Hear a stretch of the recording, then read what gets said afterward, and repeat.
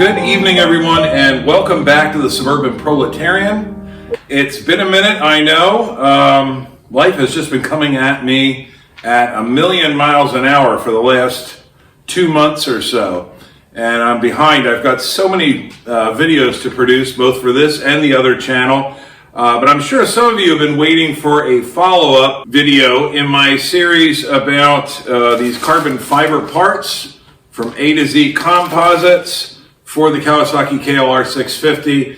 I showed you them very briefly in my last motorcycle video, but I only really had a chance so far to install the rear master cylinder cover, which is down here. It looks great.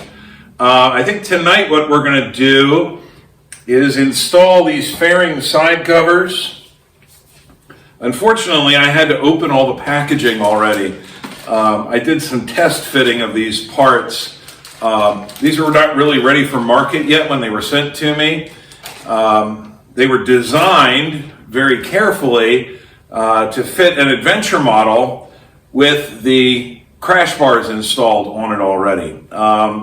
And the tab on the end of the crash bars acts as a sort of spacer when you have this mounted.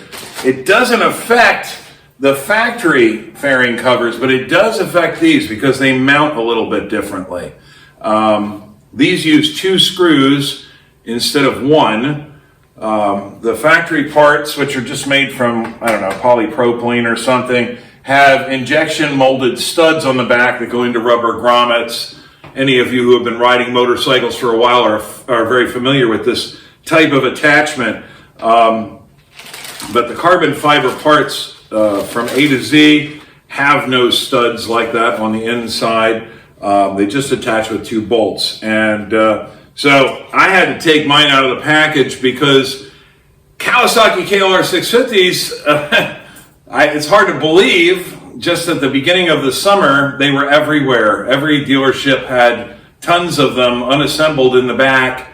Now it's like a, I don't know, like a Tenere 700 or an Africa Twin. These things are hard to get your hands on. So they weren't actually able to get a non-adventure model to test these out on. Actually, I have to make a correction. A to Z Composites did eventually get their hands on a non-adventure model that they were able to use to make the correct measurements. But preliminarily, anyway, I was making up some test spacers and fitting them in behind these guards so that I could feed information back to A to Z on what thicknesses I was coming up with. And actually, my measurements and their eventual measurements matched up within a couple of thousandths. I think they came up with 0.89 and I came up with 0.90, something like that. I don't remember exactly the numbers off the top of my head. But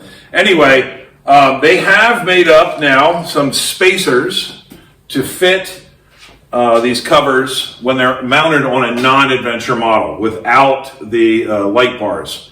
And I've got them in the box here. I haven't even opened this up yet. I don't know what they look like. I think they're going to send out a series, a set of spacers for each set of these fairing covers that you buy. The idea being that if there's slight variations from one bike to the next, you'll be able to try different spacers until you get the gap all the way around the fairing guard exactly the same, so it looks nice and clean. So anyway, I'm going to go ahead and take these spacers out of the box. I'm going to turn the camera around, and we're going to go ahead and install this. We're at least going to install the right-hand side one on camera. It's going to be a little difficult for me to get my camera in here to do the other one, but the installation for right and left are exactly the same. So let me get my ducks in a row and we'll go ahead and install these. Okay, so this installation is very, very straightforward. We're simply replacing this plastic factory fairing cover with the new carbon fiber fairing cover from A to Z Composites. And make no mistake about it, this is not some kind of fakey dakey carbon fiber toned plastic part. This thing is solid carbon fiber. It's very stiff, very high modulus, and relatively lightweight. But you're going to want to start by taking out the screw on this cover. If you have any questions on the process, there are very comprehensive instructions here. Now, when last I talked to Charles Coffey from A to Z Composites, he told me they were no longer going to be shipping paper instructions. Everything's going to come with a QR code that you can scan for the instructions. But here they are, such as they are. And you really only need two tools to do this job. You need a 5mm Allen key. And when I say an Allen key, I mean an Allen key. I really like to use Allen tools. They tend to be very, very consistent and fit the bolts very, very tightly and give you a nice amount of torque. And the other tool you're going to need is a 4mm Allen key. And unfortunately, I can't find my 4mm Allen brand key, but I do have this folding set from Eklund. And this is an acceptable substitute. Don't use Chinese Allen keys. They are just terrible. So we're going to go ahead and use the 4mm first. Take this screw out. And as I said, there are then studs on the back that are into rubber grommets holding this the rest of the way on. These aren't torqued down super tight. Now we're going to retain this screw. And there's a little nylon washer in here that we don't want to lose. It's sort of translucent, and I just dropped it on the floor. There it is. It's sort of translucent, and it would be relatively easy to lose. So make sure you hold on to that, because we're going to need these to install the new part. The next step is just brute force, and it doesn't take much. There are, as you can see, two studs that go into rubber grommets. You may wish to see this one, the grommet came off with the stud. This one, the grommet stayed in place. You can either put the grommets back into the holes, or in this case, I'm going to take this grommet out and I'm going to put it onto the stud and keep it with the part. As nice as the A to Z Composites new covers are, you never know what's going to happen, and you may want to use this again. And I'd really rather have these rubber grommets in storage at home, nice and safe, than sitting out here in the weather. So already I was incorrect about the tools that you're going to need. You're also going to need a 12mm socket on a ratchet handle to remove this bolt. The purpose of this bolt is to mount the light bars on the Adventure model. It doesn't really serve a purpose on this bike. And luckily, it's not a 10mm, so you'll probably be able to find it. That comes out nice and easy. Again, you're going to want to hold on to that. You just never know when you might need it. I'm going to put it in a bag with the factory covers, so that if I ever need to put those back on, I've got my bolt. Although again, I don't know that it really serves a purpose other than to hold light bars on. So now we come to the only slightly tricky part of this operation. Your shroud covers will come with these replacement bolts. These replace the light bar mounting bolt that we just took out of there. They're going to screw right into that. And we've retained this upper screw that goes in here through this grommet. That's going to go through the upper hole in our new covers. Now, without the light bar in place, as I think I already explained, our new fairing cover would sit too far in. It would be tilted in this axis and would actually be touching our fairing, which is not a good thing to happen. Carbon fiber is much, much harder and quite abrasive, and you don't want it rubbing against your nice paint job and scraping up your paint, maybe even wearing right through your fairing. Ooh, that rhymed. So we're going to use some spacers here in the absence of that light bar in order to get our fairing cover correctly positioned, because you do want a slight gap all the way around the fairing cover. Now, in order to get that correct spacing, you're going to have to use one of these supplied spacers that come in a little plastic bag from A to Z Composites. You're going to find the ones of the correct thickness. So these are machined in increments of 30 thousandths. There's two here that are, I think, 0.60. There's two here at 1.20.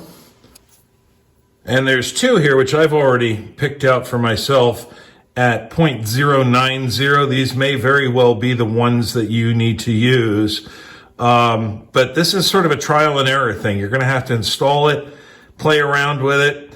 If you need something that's between, say, for instance, 0.090 and 0.120, this is Delrin. It's a wonderful product. It's very tough. It's cross-linked polyester.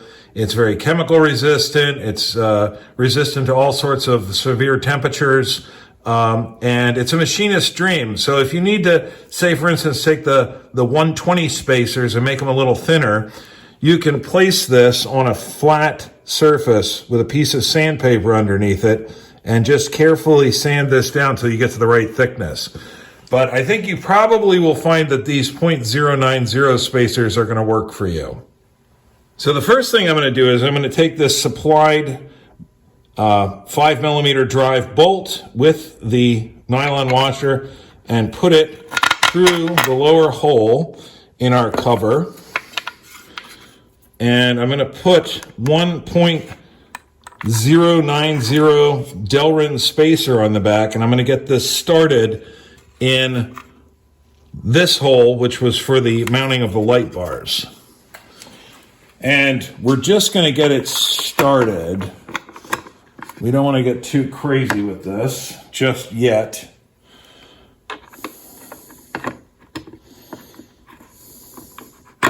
Just want to make sure you get those threads correctly. It's not cross-threaded. That was just me bouncing off of the carbon fiber. Now we'll carefully turn this around. Remember, carbon fiber is very hard and relatively abrasive. You could end up scratching your paint. We're going to take the original factory screw with the factory nylon washer on the back of it and start that into the upper hole. And I know some of you are probably thinking, well, without those studs and grommets, there's only two mounting points for this new cover, and it's liable to be much less stable and maybe end up vibrating against my paint and scratching it anyway. But I think that you'll find that because of the very, very rigid nature of carbon fiber composite, and I don't have torque specifications for these bolts, so my torque specification is just not too tight. I like to use the short leg when I'm tightening things like this so that I don't over tighten. And now we will go ahead and tighten the upper screw. This has a rubber grommet behind it, and which is a little bit smushable, so you don't want to get super crazy on torquing this either. Okay, I think that's pretty good. And as you can see, it's not going to touch the paint anywhere. It's quite solid indeed, actually. Let me look at my gap all the way around. The gap looks pretty good, but I think I'm going to go ahead and try the 0.060 spacer instead. It's definitely a bit larger at the bottom here than it is at the top. And I'm not sure I like how close this part of the carbon fiber shroud comes to my paint. So give me a minute and I will remount this.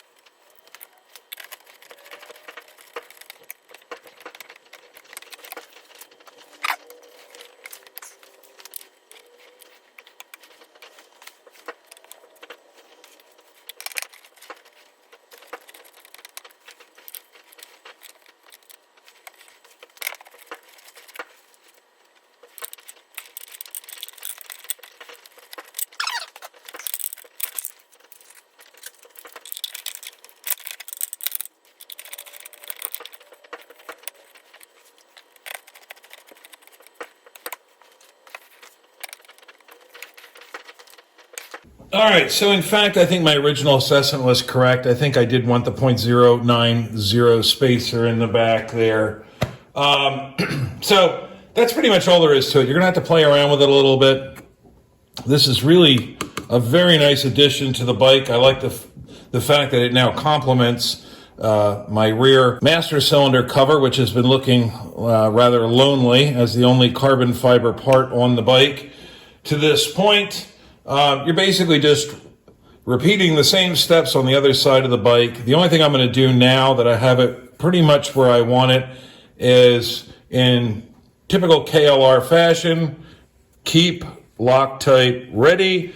I'm going to go ahead and put a drop of blue Loctite on each of these to keep them where they are. The KLR is a thumper. It vibrates like hell and screws get lost. And when screws get lost, they're cheap to replace. When carbon fiber parts get lost, they are not cheap to replace. So I hope you enjoyed this. I think this looks great. I'm going to go ahead and get to work editing this and get this posted up as soon as possible so I can start working on the next one. And I hope to catch all of you then. Later, guys.